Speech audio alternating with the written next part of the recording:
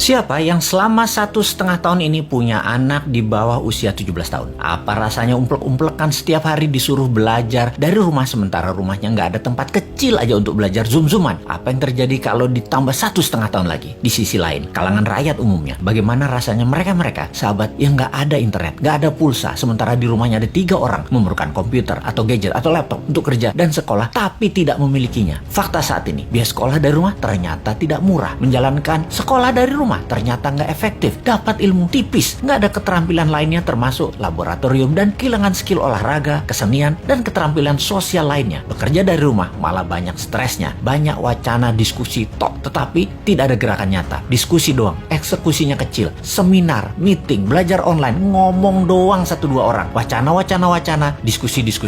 Rekening mah minus juga. Saat ini dunia bergeser jauh. Berapa lama kita akan menjadi seperti ini di bawah serangan virus? Jawabannya, kalau gini cara mengelolanya, selamanya, setidaknya sampai tahun 2025. Demikian kata WHO dan World Bank. Waduh, paling cepet 2023 awal deh. Tetap aja lama. Maunya tahun 2021 ini paling lama selesai deh. Vaksin dah tuh 100% orang Indonesia. Pertanyaan lagi, apakah selesai COVID? Ya nggak tahu juga. Menurut Ngana, selesaikah COVID ketika 100% manusia Indonesia sudah divaksin? Jawabannya nggak tahu. Misalnya, manusia setelah divaksin, efeknya tingkat kematian dan fatality-nya menurun, tetapi tetap bisa kena. Dimana kalau kena ya isolasi mandiri, katakan 10 hari. Setiap hari ada 30.000 orang bergantian bergiliran. Tiap hari ada 30.000. Karena 10 hari di isoman, maka yang dikurung hari itu adalah 300.000 orang per hari yang terkurung gantian sampai 100 juta orang. Gitu ya, 2 tahun itu bisa tercapai? Bisa lebih. Serem amat ya kalau ini terjadi. Untuk mencapai 60% populasi yang benar, ya bisa 2 tahun lagi, mungkin bisa 4 tahun lagi. Kalau hal ini terjadi, maka bukan hanya ekonomi yang ambiar, tetapi keterampilan sosial anak kita, keterampilan lainnya hilang. Bisa terjadi generation gap yang parah, di mana di tahun 2045, 24 tahun lagi, mereka usianya yang sekarang 10-20 tahun itu adalah mereka menjadi tulang punggung angkatan kerja dan usaha. Mereka, bayangkan, tidak punya keterampilan yang mumpuni. Maka angkatan yang usianya 50-70 tahun di kemudian tadi masih tetap bekerja dan ini tidak efektif. Maka gawat kalau bernegara tidak ada yang memikirkan hal ini, tetapi lebih memikirkan tenaga kerja asing bagaimana bisa masuk terus dengan dilindungi pejabat paling berkuasa. Alhamdulillah berhasil masuk terus. Itu lebih penting baginya sekarang. Saat ini generasi mendatang, ngapain gue pikirin katanya. Yang penting saat ini lagi berkuasa, gak ada yang boleh halangin. Pokoknya gigi 5, gaspol, gue harus kaya. Lalu siapa yang urus generasi muda yang sudah 1,5 tahun ini dikurung di rumah? Ditambah masih ada kemungkinan dikurung lagi 1,5 tahun lagi. Kita urai masalahnya. Kalau anak usia saat ini 7-11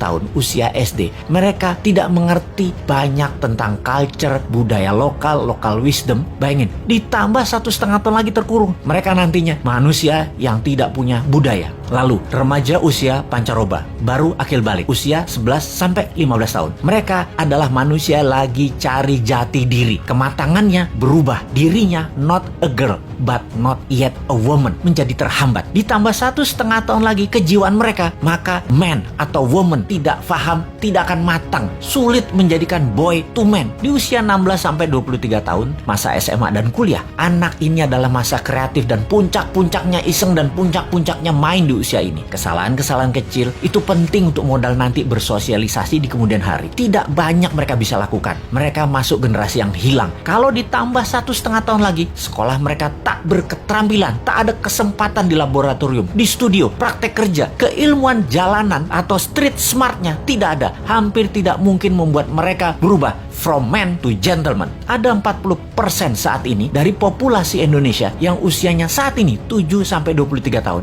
Yang 20 tahun lagi mereka merupakan tulang punggung keluarga, bangsa, negara. Jadi apa mereka ini nantinya? Ada yang mikirin pelindung nikel, mikirin. Yang pasang baliho jualan tahun 2024 itu mikirin. Yang menjabat sekarang mikirin. Kalau bosman, ada tuh bala muda walau kecil, kita berjuang.